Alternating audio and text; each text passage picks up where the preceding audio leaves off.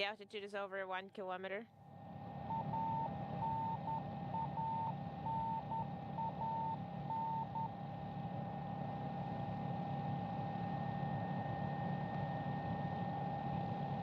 No issues being reported by either the crew on board the Soyuz, which is gently descending under its main parachute, or the search and recovery forces that are in position now in a circular flight pattern around the landing zone. Once the Soyuz touches down, then they'll begin to land in sequential fashion in their helicopters with all-terrain vehicles already in position and ground forces ready to begin the process of erecting an inflatable medical tent nearby and, of course, to extract the crew from the descent module itself.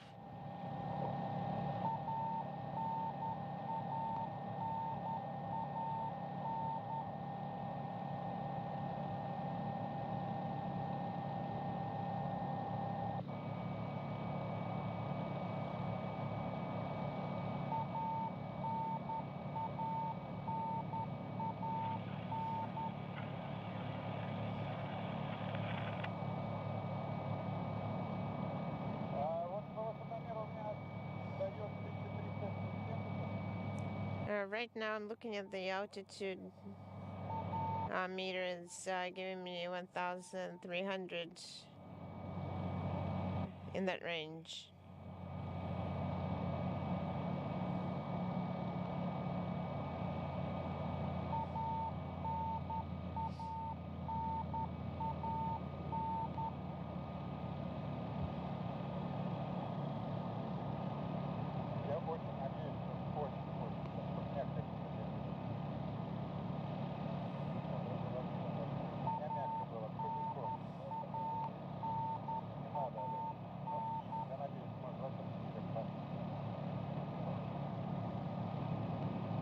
Just a bit of haze at ground level, as you can see, as we will be seeing the Soyuz momentarily.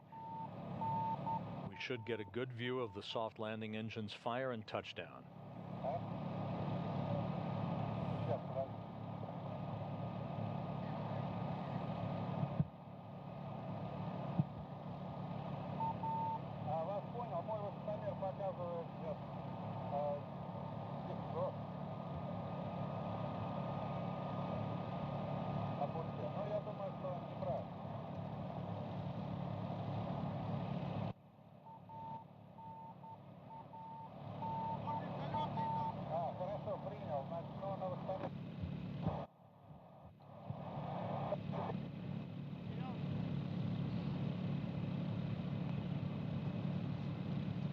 And there is the Soyuz, and you can see some of the Russian helicopters flying in the area with a good view of the Soyuz under its chutes as we are standing by for touchdown.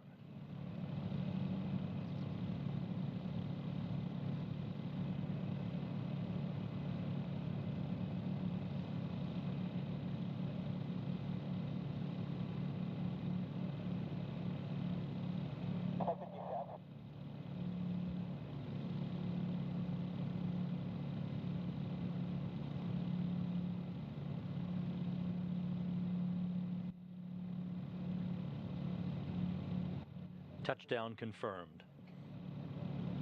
Touchdown right on the button at 9:23 p.m. Central Time, 8:23 a.m. on Thursday morning on the steppe of Kazakhstan. The Expedition 40 crew, Steve Swanson of NASA, and Russian cosmonauts Alexander Skvortsov and Oleg Artemyev are home back on Earth after 169 days in space. Soyuz landed upright, receiving live television from the landing site about 90 miles to the southeast of the town of Zhezkazgan in south-central Kazakhstan. The ladder has been set up alongside the spacecraft, and personnel from RSC Energia and the Russian search and recovery forces are by the capsule, preparing to begin the process of extracting the crew. So once again, as you can see, the Soyuz landed upright on a cloudless morning in the steppe of Kazakhstan after a perfect re-entry and a textbook landing.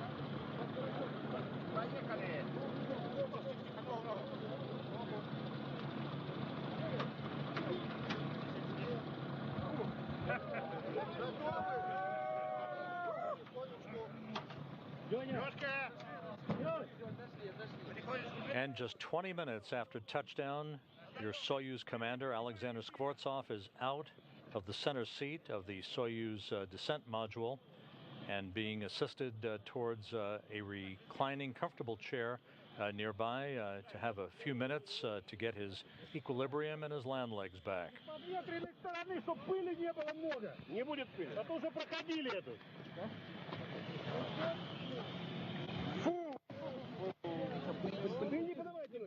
Доброе утро. Пожалуйста, задом не поворачивайтесь сильно, потому что уйдем куда-нибудь. Как дела? Хорошо? Ребята, ну слышишь же, ну не надо. Уйдите за заграждение. Отлично. Все будет хорошо видно. Ну сколько говорить, ребят? Ну выйдите за ограждение. Что, не видно, что ли?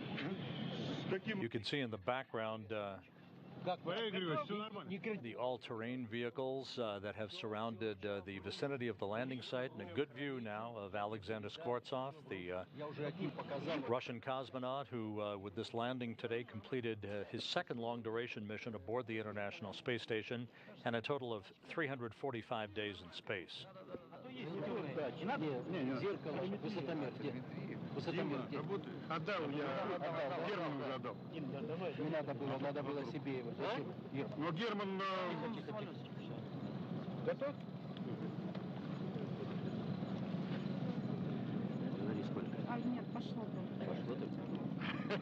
Давай трубку.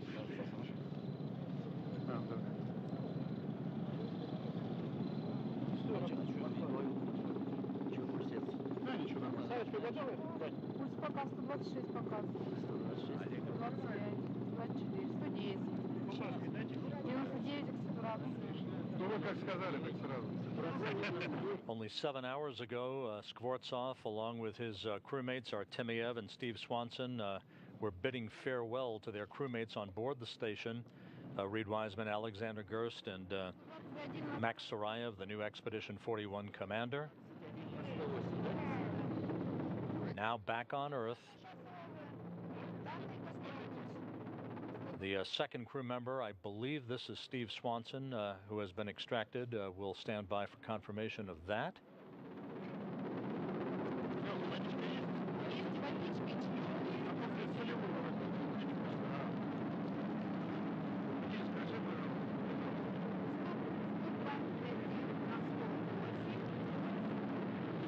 And there is NASA's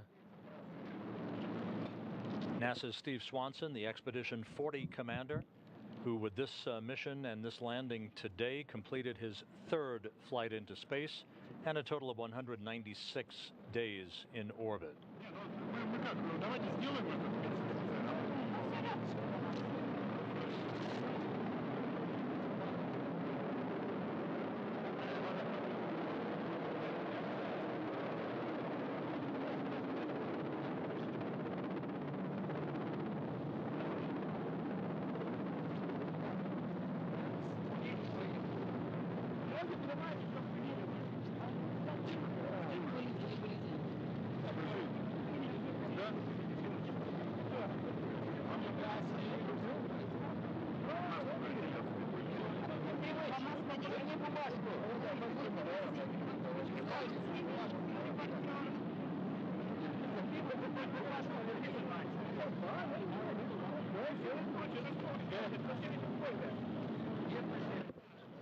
You can see on the far right of your screen the chief of NASA's astronaut office, Bob Bankin, part of the NASA team of recovery personnel working in concert with the Rosaviatsia search and recovery forces.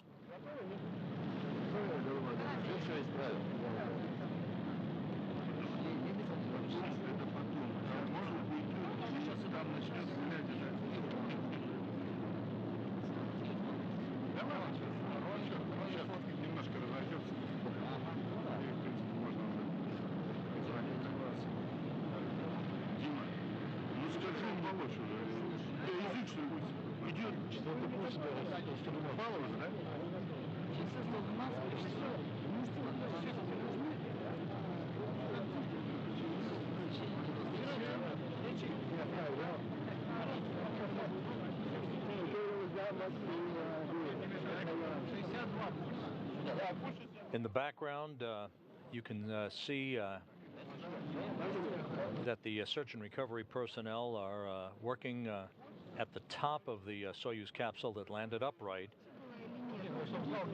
in this remote area of south-central Kazakhstan, and a good view of Steve Swanson being attended to, as are all returning crew members from a Soyuz landing by the appropriate medical personnel for initial medical checks. They'll be brought into a nearby inflatable medical tent a short time from now to get out of their Sokol launch and entry suits and get into more comfortable flight clothing before they board individual helicopters for a 2.5-hour flight from the landing site to the staging city of Karaganda. That flight to Karaganda will culminate with a brief welcoming ceremony at the Karaganda airport, after which Swanson will board a NASA plane headed for Houston, and Skvortsov and Artemyev will board a Gagarin Cosmonaut Training Center aircraft for a flight back to Star City, Russia, their training base located just outside of Moscow.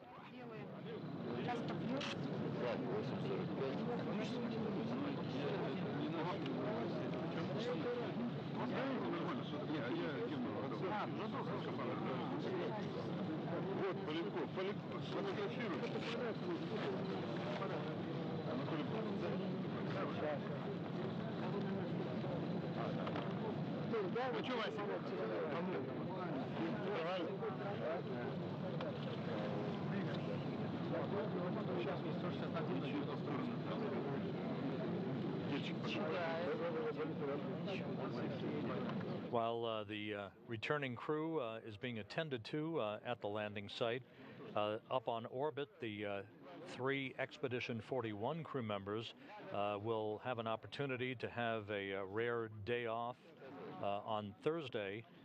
No work scheduled and very little communications with the ground control teams back on Earth expected, as they have an opportunity to catch their breath, get caught up on some sleep, and they'll be back in action with their normal complement of research work and other maintenance activities on Friday.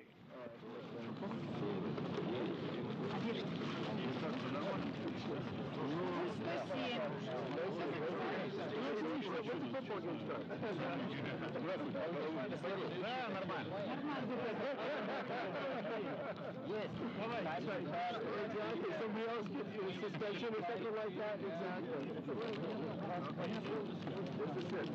Oh, you got beer.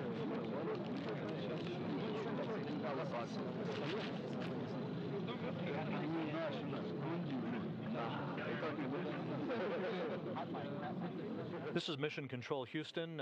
Part of the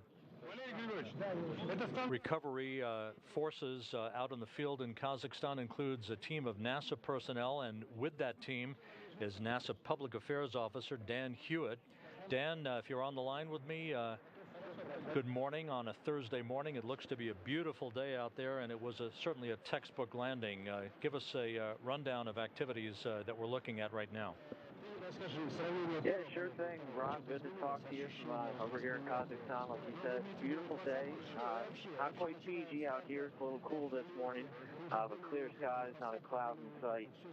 Perfect day for a landing. As you can see, you already got two of the crew members out in their seats, Swanee, being attended by the NASA landing crew. One more crew member to go, but crew looking to be in good health. Landing team got out here without any issues. As you know, September usually a pretty good time for a landing.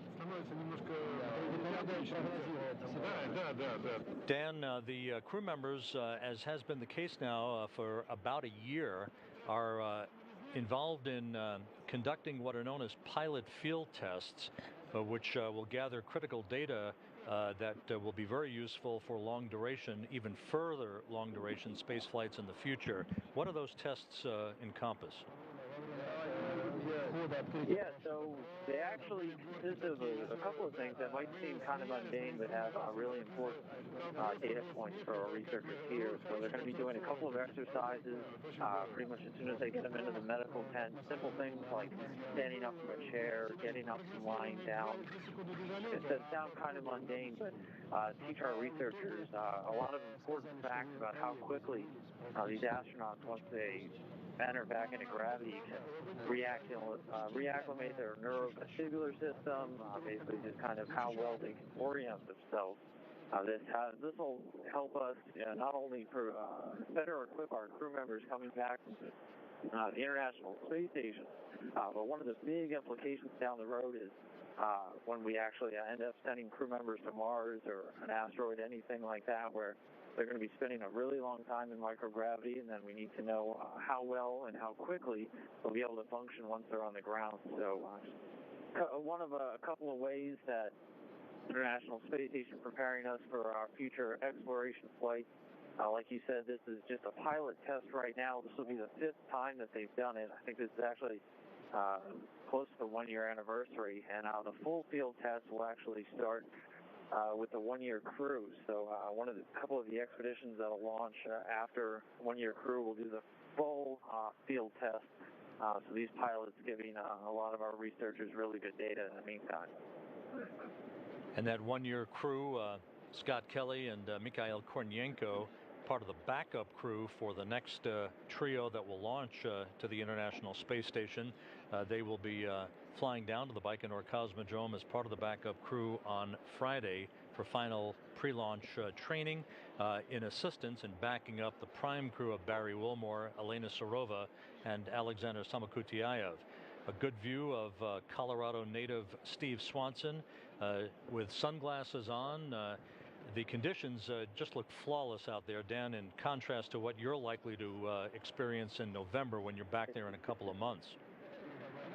Yeah, not looking forward to the snow, but like I said, pretty nice day outside. It's going to get a little bit warmer. It'll be in the mid-70s here in just a couple hours, so perfect day for a landing. Dan, give us a sense, if you will, of the scope of the number of personnel out there involved in these recovery operations, the phalanx of helicopters and all of the ground, all-terrain vehicles, and just the sheer number of personnel involved in such a recovery.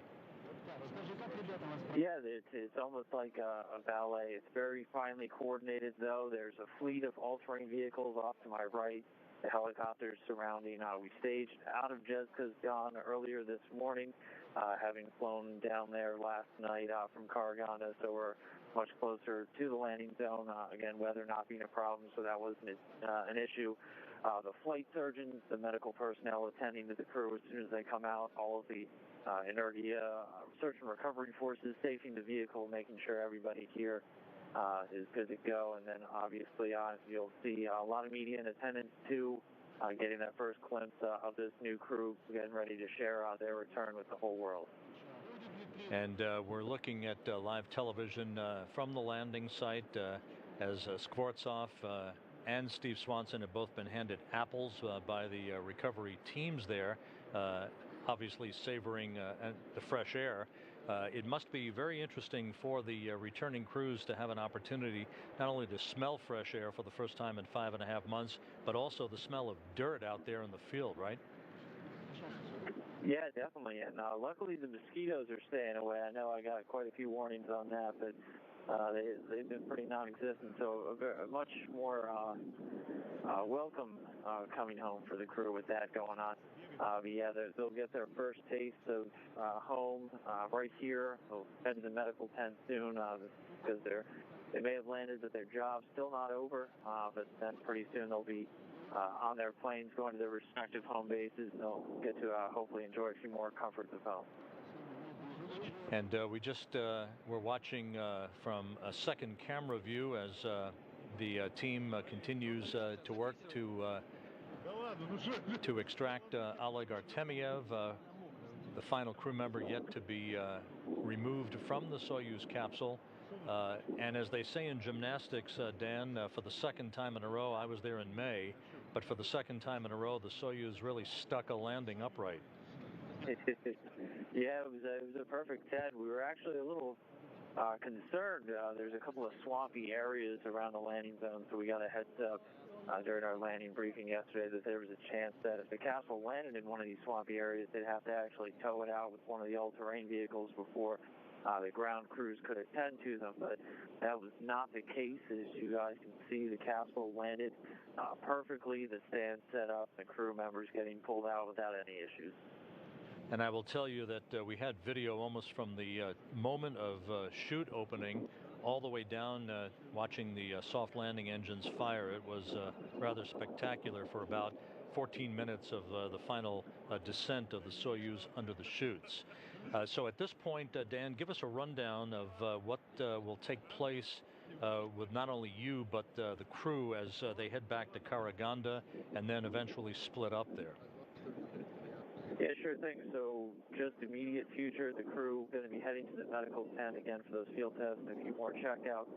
They'll then be loaded into some of the helicopters, make their way back to Karaganda, where we'll have a short welcoming ceremony, a traditional Kazakh welcoming ceremony for the 3 returning crew members. At that point, Steve Swanson will load into the NASA 992 plane, make his way back to Houston, and then Skvortsov and Artemyev will be loaded into the Gagarin Cosmonaut Training Center plane, make their way back to the home of the cosmonauts, the GCT, to the Gagarin Cosmonaut Training Center. So welcome home for all, very good welcome home for all 3 of these crew members. And Oleg Artemyev is now out of the Soyuz spacecraft, so all 3 crew members now out. It's often more difficult for the crew member in the left seat, as was the case with Artemyev today, to be extracted as he is pulled over the center seat and out of the overhead hatch. But Artemyev looks well, and all 3 crew members are now out. Dan, we appreciate all of your reporting, and we wish you a safe travel back to Moscow. You'll be heading down for the launch with me here not too long from now, and we'll look forward to that as well. That's right. I'll see you in a couple of weeks, Rob. Thanks for the call, and Godspeed. Welcome home at Crew of Expedition 40. NASA Public Affairs Officer Dan Hewitt reporting from the landing site southeast of Zhezkazgan on the steppe of Kazakhstan on a cloudless morning that saw the Soyuz TMA 12M spacecraft touchdown right on time at 9:23 p.m. Central Time, about 37 minutes ago, 8:23 a.m. in Kazakhstan on Thursday morning. and ground forces ready to begin the process of erecting an inflatable medical tent nearby, and of course to extract the crew from the descent module itself.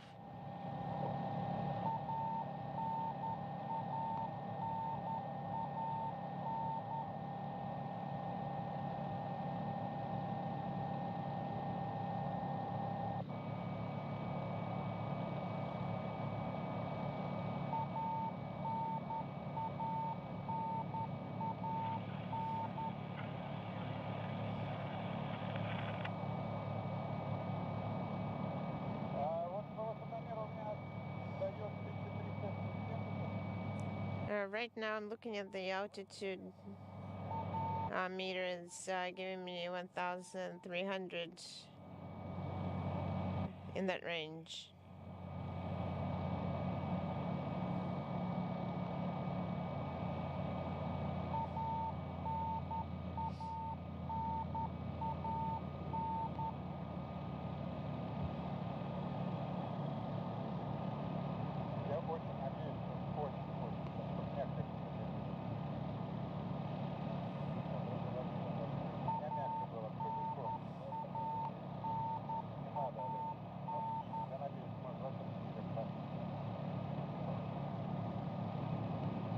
Just a bit of haze at ground level, as you can see, as we will be seeing the Soyuz momentarily.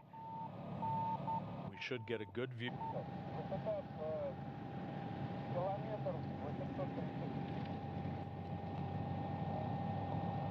The altitude is over 1 kilometer.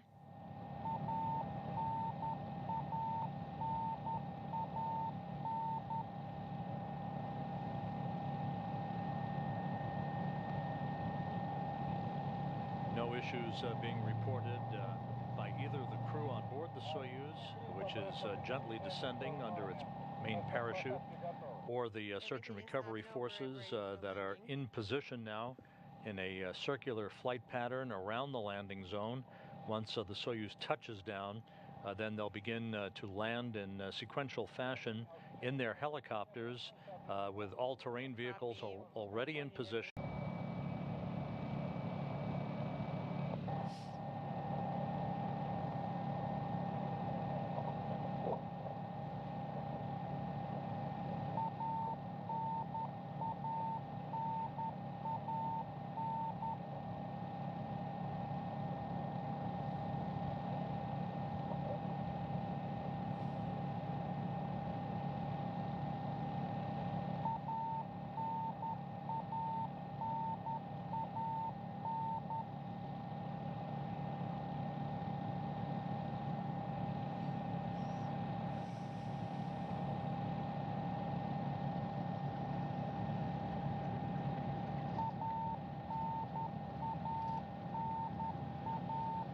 View of the soft landing engines fire and touchdown.